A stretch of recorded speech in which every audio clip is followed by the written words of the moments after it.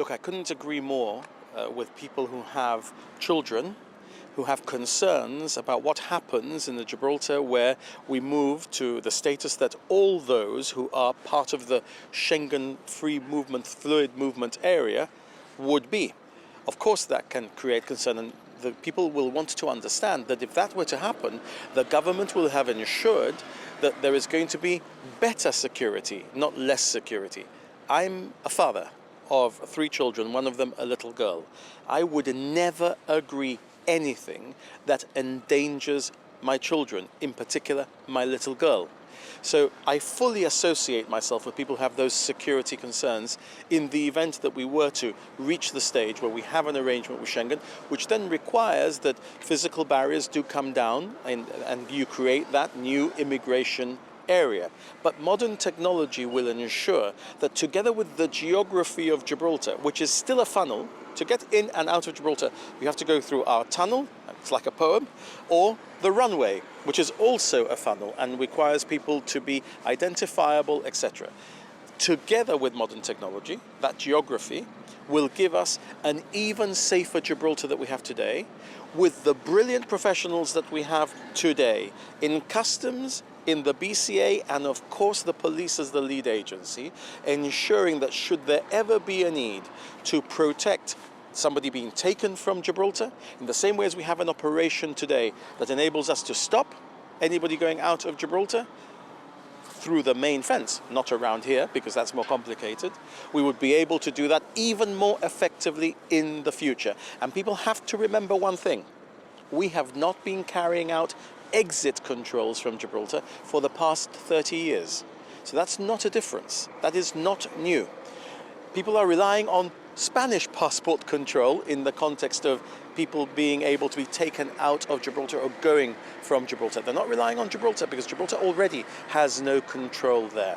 But I assure you, and I assure every viewer, that from a security point of view, what we will do if we have this deal, working with our agencies, the BCA, Customs and the Gibraltar Police, will produce a more secure Fortress Gibraltar than this old chicken wire that hasn't been able to keep anyone in or out of Gibraltar for the past at least 12 years that I've been in government plus and before, because it is a porous, previously easily circumvented fence, which is not enough to keep us secure today. Chief Minister, the other concern is political, that once this fence comes out, it becomes one.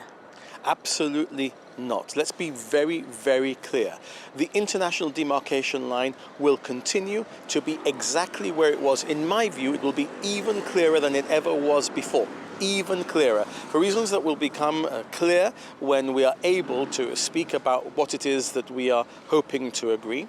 We've all been very clear anyway throughout this process that there are no changes whatsoever in respect of sovereignty. That means no changes whatsoever in respect of where the dividing line is. That is absolutely clear. Look, Spain has never seen the dividing line as being here.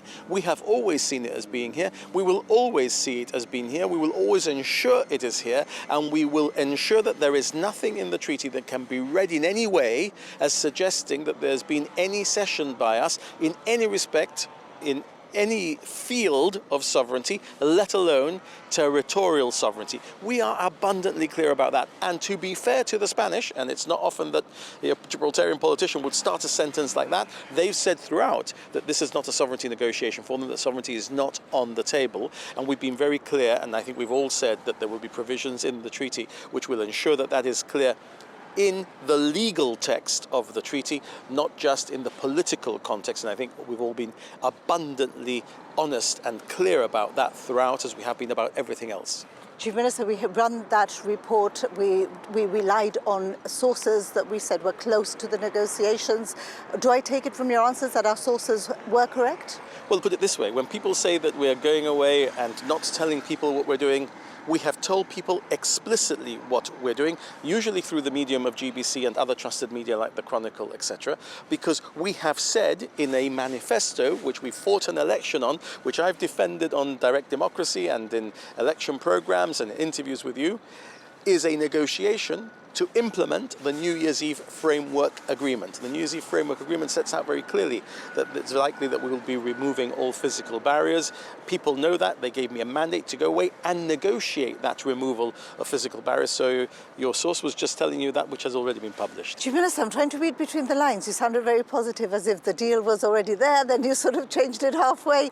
You've just come back from what's been, in effect, another round of negotiations between the EU and the UK. You've been there as well. So what do you bring back from London? Nothing could make me happier than to stand in front of the cameras of the local national broadcast and the journalists of the Gibraltar Chronicle, announce that we have reached a final political agreement at last, and that we've asked the lawyers to finish off drafting the text. I'm not able to do that today. If I was, I would be smiling very broadly indeed, because this has taken, as you know, now almost a decade of my life, 5 years just this phase of it. It's tough, it's exhausting.